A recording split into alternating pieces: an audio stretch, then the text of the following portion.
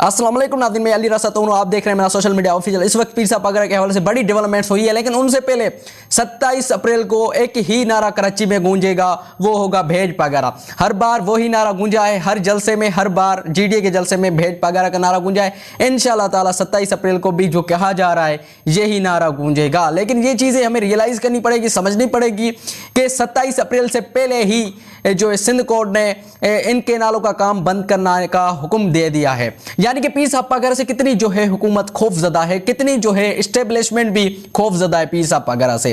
क्योंकि अब देखा जाए तो कितने जो है 27 अप्रैल को जो इतनी तैयारियां भी नहीं हुई है, ये चीज़ें नहीं हुई है। मैंने आपको कहा था पीर साहब पगरा अगर इस जलसे में इंटरेस्ट लेते हैं बाकायदा और इस जलसे में खुद आते हैं, खुद खिताब करते हैं, तो मैं कहता हूं कि बड़ा ही जलसा होगा। ये तारीख का सबसे बड़ा जलसा होगा।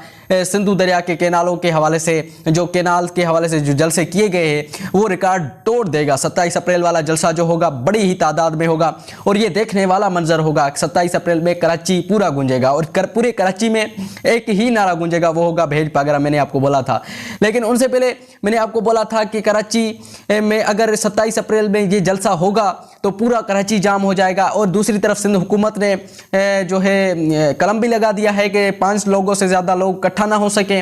और हाल ही में एक जो है एडवोकेट को भी मतलब कि वकील को एक जो है उन पर जो है हमला किया गया है। लेकिन देखा जाए तो पूरी तरह से सिंध हुकूमत जो है खोखली हो चुकी है। देखने का वाला मंजर है कि देखा जाए उनकी चेहरे को देखा जाए बिल्कुल कमज़ोर सा चेहरा है।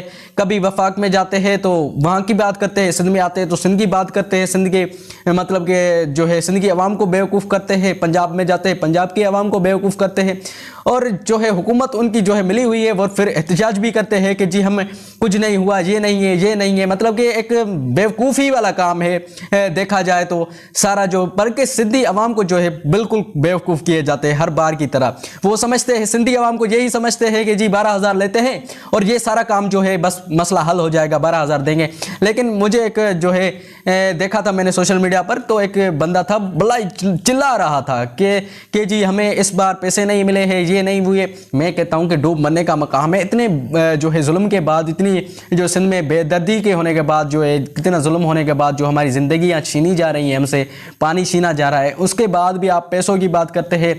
और इसी लिए नहीं उठते कि जी हमारा जो पानी है ये निकाला जा रहा है, ये निकाला जा रहा है। लेकिन मैं आपको बताता चलूँ कि 25 मतलब कि आधा से ज़्यादा लोगों को पता ही नहीं है सिंध को क्या होता है पानी, ये कैसे होगा, कि ये कैसे निकलेगा।